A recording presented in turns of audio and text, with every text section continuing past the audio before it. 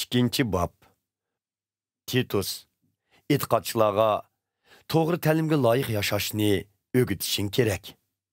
Yaşangan erlarni o'zini tutib olgan, esil fazilatlik, salmoqliq, e'tiqodda sof, mehr muhabbati bilan sabr toqati to'lib toshgan bo'lishga chaqirg'in. Shuningdek, yaşangan ayollarni ixlosmanligiga loyiq yurish turishga hamda fitna fasod qilmaydigan, haroq sharobga berilmaydigan bo'lishga chaqirg'in.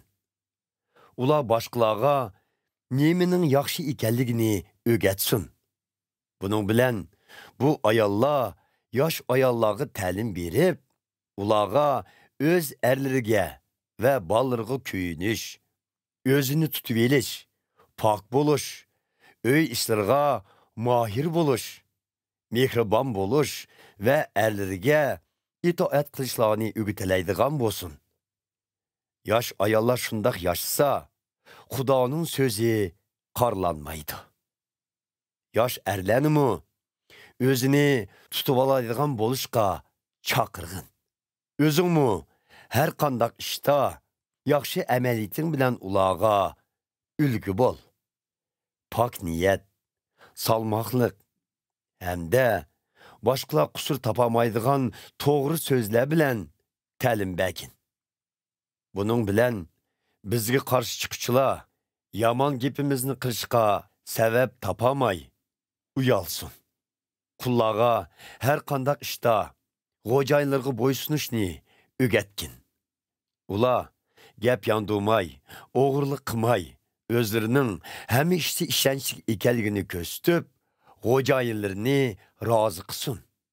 Shundoq bo'lganda, ular boshqalarni qutqizuvchimiz Xudo to'g'risidagi ta'limlarga har jihatdan jalb qila oladi. Sababi Xudoning barliq insonlarni qutqizadigan mehr shafqati ayon bo'ldi. Bu mehr shafqat bizni gunohkorlikni va bu dunyoning orzu havaslarini rad qilib, bu fani dunyoda to'g'ri, Xudoga ixlosman va o'zini tutib olgan holda yashashga yetaklaydi. Biz ulug' Xudo bo'lgan qutqizuvchimiz Ayso Masihning shon sharaf bilan qaytib kelishidan iborat muborak umidimizning amalga oshishini intizorlik bilan kutamiz. Ayso Masih biz uchun qurbon bo'ldi. Buningdan maqsad u bizni hamma razilliklardan ozod qilish hamda bizni pok qilib, o'ziga mansub bo'lgan yaxshi amallarni qilishga tirishadigan xalq qilish uchundir. Sen bu ta'limlarni e'tiqodchilar jamoatchiligiga o'rgat. Ularga ilhom ber, ham bütün huquqini ishlatib, ularning yomon illatlarini tuzat. Hech kim seni kamsitmasin.